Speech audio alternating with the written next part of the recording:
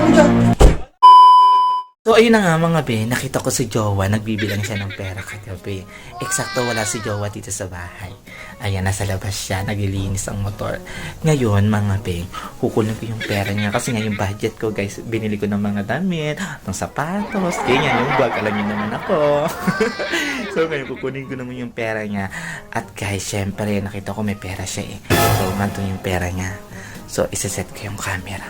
Ayan. So, butoy ko naman si Jowa. Let's go.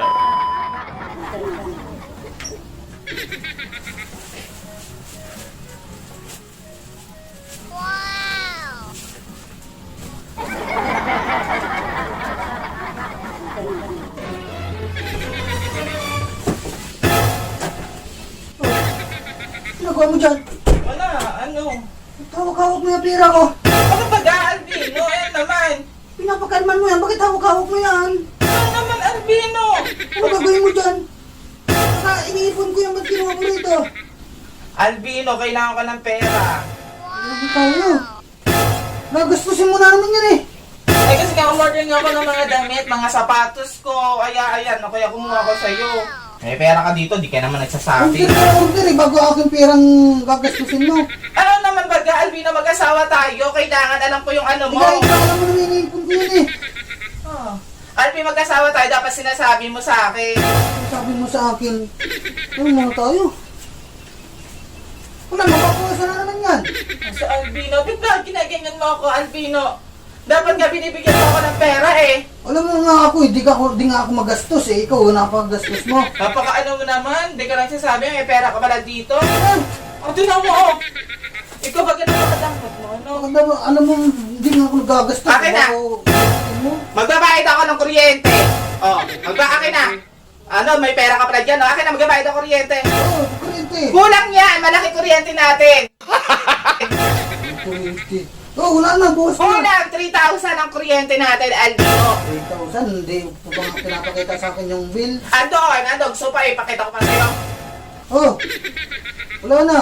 Oh, bukas na. 5,000 pa pang grocery, wala tayong ano, mga stock na sa pagkain dito. Akin na. Akin pa rin ang grocery.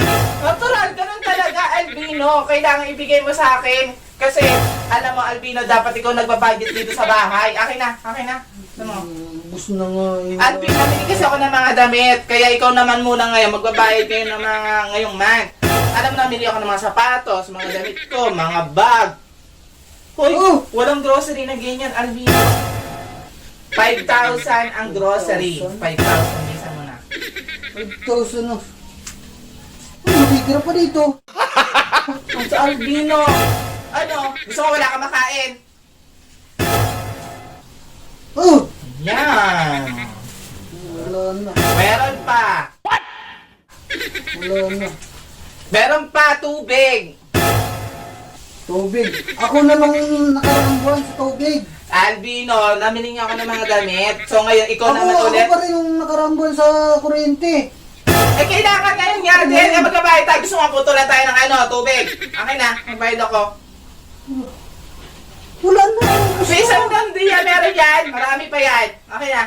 2,000 ang tubig.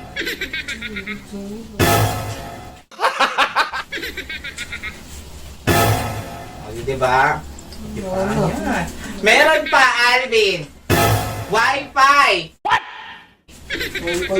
Wala na. Ano wala na? Akin na. Ano, gusto mo ako magbabayad?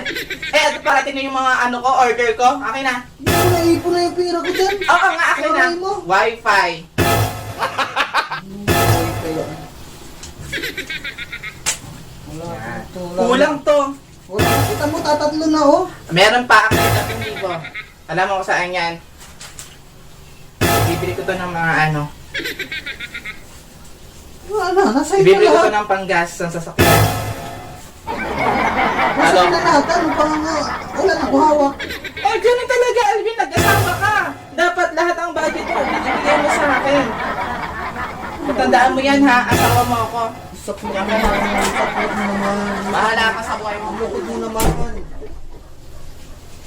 Ikaw na pumasok rito.